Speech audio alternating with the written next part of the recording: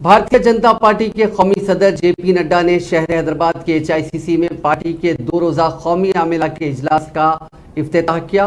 वजीर आजम नरेंद्र मोदी, मरकजी वुज़रा और 18 रियासतों के वुज़राए आला के साथ साथ जुमला 352 मंदूबीन इस इजलास में शिरकत कर रहे हैं।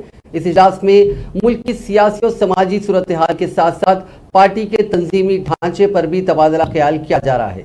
बीजेपी आमिला के इजलास के मकाम पर जो मकामी डांसर्स हैं उनके ग्रुप ने अपना मुजाहरा किया। कोविड-19 वबा के बाद पहली मरतबा बीजेपी आमिला का इजलास मुनक्किद हो रहा है। इस मौके पर मरकजी वुज़रा ने अलग अलग प्रेस कॉन्फ्रेंसेस की। आज 2 मरकजी वुज़रा धर्मेंद्र प्रधान और स्मृति ईरानी ने भारतीय जनता पार्टी के रियासती हेडक्वार्टर्स के दफ्तर में मुख्तलिफ प्रेस कॉन्फ्रेंसेस को मुखातिब किया।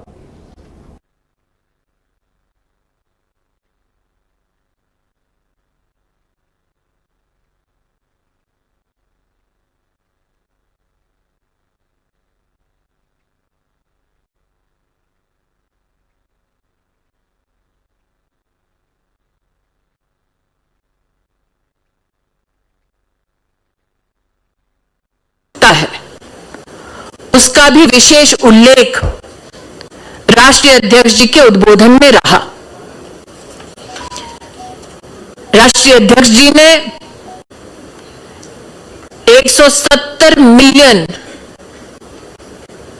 कार्यकर्ताओं के इस परिवार में किस प्रकार से अंतर्राष्ट्रीय स्तर पर और भारत में नो बीजेपी के कार्यक्रम के अंतर्गत राजदूतों ने रुचि ली, इसका भी उल्लेख किया।